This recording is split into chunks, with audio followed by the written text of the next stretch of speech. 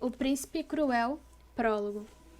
Em uma sonolenta tarde de sábado, um homem vestindo um casaco escuro e comprido hesitou na frente de uma casa numa rua arborizada.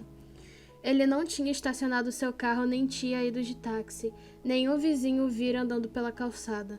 Ele simplesmente apareceu, como se tivesse dado um passo entre uma sombra e outra. O homem andou até a porta e levantou o punho para bater.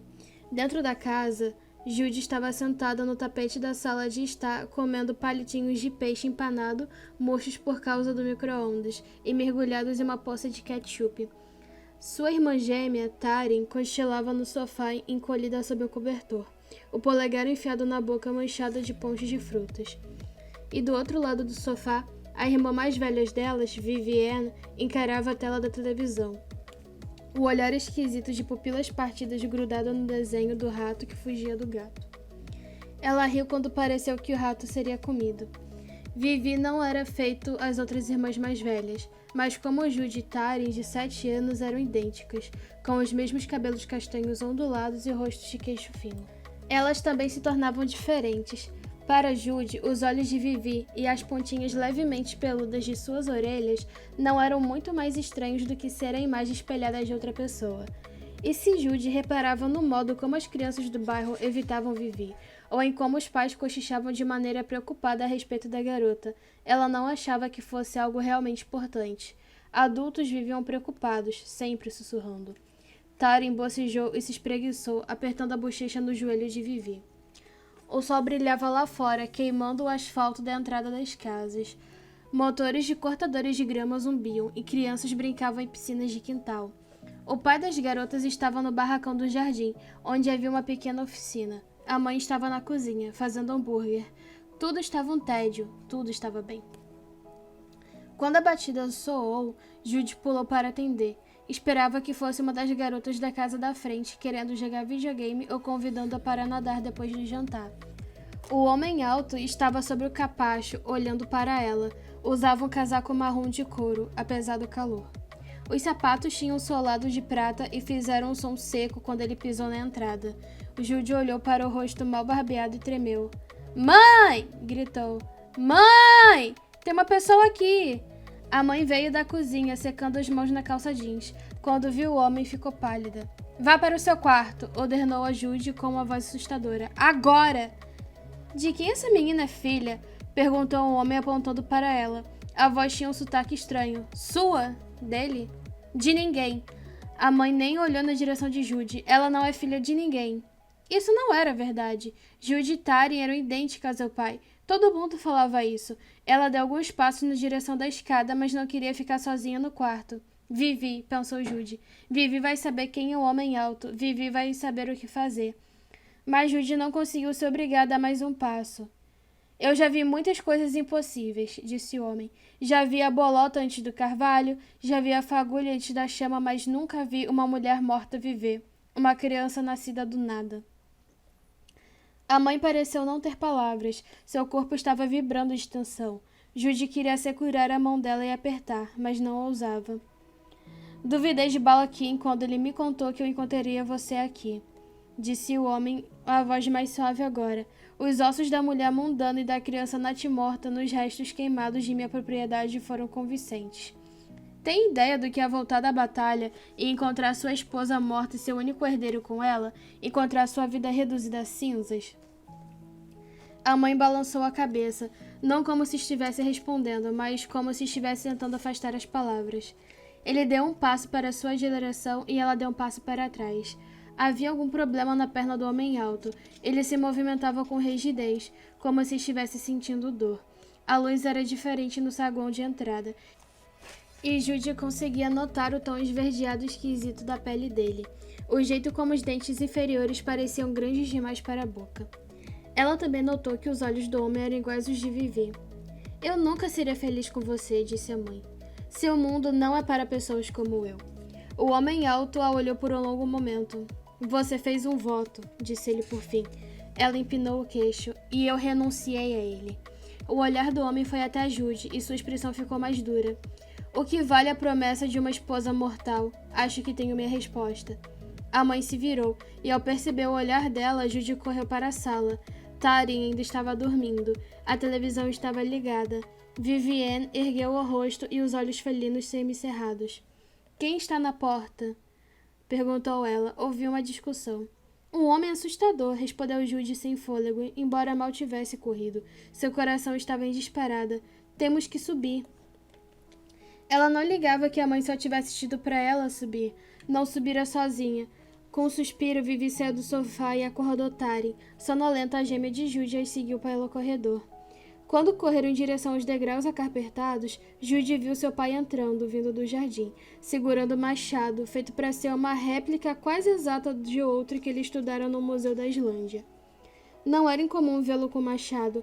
Ele e os amigos gostavam de armas antigas e passavam bastante tempo falando sobre cultura material e projetando lâminas fantásticas. Na verdade, o que parecia estranho era o jeito como ele segurava a arma, como se fosse... O pai lançou o machado na direção do homem alto. Ele nunca havia nem levantado a mão para Judy e as irmãs, nem mesmo quando elas se metiam em encrenca das grandes. Ele não machucava ninguém, era incapaz disso, e ainda assim, o machado passou pelo homem alto e acertou a soleira da porta. Taryn deu um gritinho e tampou a boca com as mãos. O homem alto salcou uma lâmina curva que estava escondida sob o casaco de couro. Uma espada, tipo aquelas das histórias de aventura.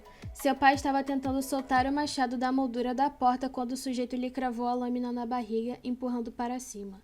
O som foi de palitos se quebrando e um urro animalesco. O pai caiu no tapete da entrada, sobre o qual a mãe sempre reclamava quando as meninas sujavam de lama. O tapete estava ficando vermelho. A mãe gritou, Judy gritou, Taryn e Vivi gritaram. Todo mundo parecia estar gritando, menos o homem alto. Vem aqui, disse ele olhando diretamente para Vivi.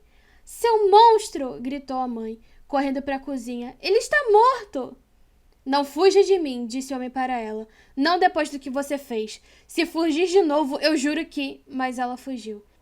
E estava quase virando no corredor quando a espada acertou nas costas, derrubando-lhe no linóleo, os braços jogando os ímãs da geladeira no chão.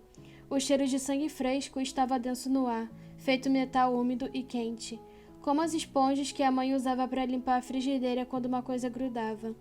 Judy avançou para o homem e começou a socar seu peito, a chutar suas pernas. Ela sequer conseguia sentir medo, aliás, não sabia dizer nem se estava sentindo alguma coisa. O homem não deu atenção a Judy. Por um longo momento, simplesmente ficou ali parado, como se não conseguisse acreditar no que tinha feito. Como se desejasse poder voltar atrás 5 minutos. Em seguida, se apoiou em um dos joelhos e segurou os ombros da menina. Ele prendeu os braços de Judy junto ao corpo para que ela parasse com os golpes, mas sequer olhou em sua direção enquanto fazia isso. O olhar dele estava grudado em Vivienne. Você foi roubada de mim, disse o homem. Vim levá-la para seu verdadeiro lar em Elfham, embaixo da colina.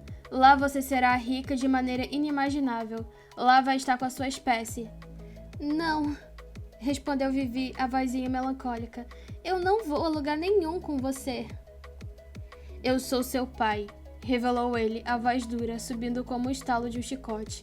Você é minha herdeira e sangue do meu sangue, e vai me obedecer quanto a isso, assim como me obedecerá quanto a qualquer outro assunto. Ela não se mexeu, mas contraiu o maxilar. Você não é o pai dela! Gritou Judy para o homem. Ainda que ele e Vivi tivessem os mesmos olhos, ela não se permitiria acreditar. Ele apertou mais os ombros da garota, que emitiu o som conscrito e agudo, mas permaneceu encarando-a com expressão desafiadora. Já tinha vencido muitas competições de encarar. O homem afastou o olhar primeiro. Ele encarava uma Taryn de joelhos, chorando e sacudindo a mãe como se tentasse acordá-la. A mulher não se mexia. Sua mãe e seu pai estavam mortos. Eles nunca mais se mexeriam de novo. Eu odeio você! Proclamou Vivi para o homem alto com ferocidade que orgulhou Judy. Vou odiar você para sempre! Juro que vou! A expressão pétrea do homem não mudou. Ainda assim, você vem comigo. Prepare essas pequenas humanas. Pegue poucas coisas. Vamos partir antes de escurecer. Vivienne empinou o queixo. Não mexa com elas. Se tiver que me levar, tudo bem, mas não mexa com elas.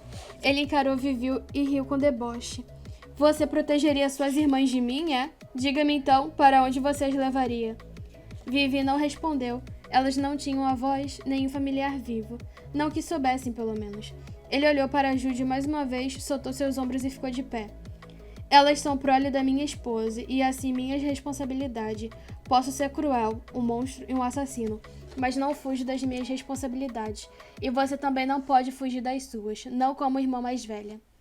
Anos depois, quando Judy repassava os acontecimentos, ela não conseguia se lembrar da parte em que fizera as malas. O choque parecia ter apagado aquela hora completamente. De algum modo, Vivi deve ter encontrado bolsas, guardado os livros e brinquedos favoritos das três, junto com fotografias e pijamas e casacos e camisas. Ou talvez Judy tivesse feito a própria mala. Vivi nunca soube dizer com certeza. Não conseguia imaginar como fizeram as malas com os corpos dos pais esfriando no andar de baixo.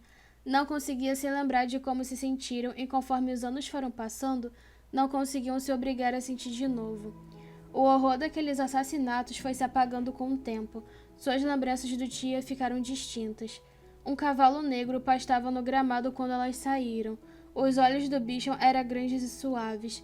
Jude teve vontade de abraçá-lo e de encostar o rosto na crina sedosa. Mas antes que pudesse fazê-lo, o homem alto a posicionou na sala com Tarim, manuseando-as feito bagagem e não como crianças. Colocou Vivi sentada atrás dele. Segurem-se! Jude e suas irmãs choraram durante todo o caminho até o Reino das Fadas. Capítulo 1. No Reino das Fadas não há palitinhos de peixe empanado, ketchup ou televisão.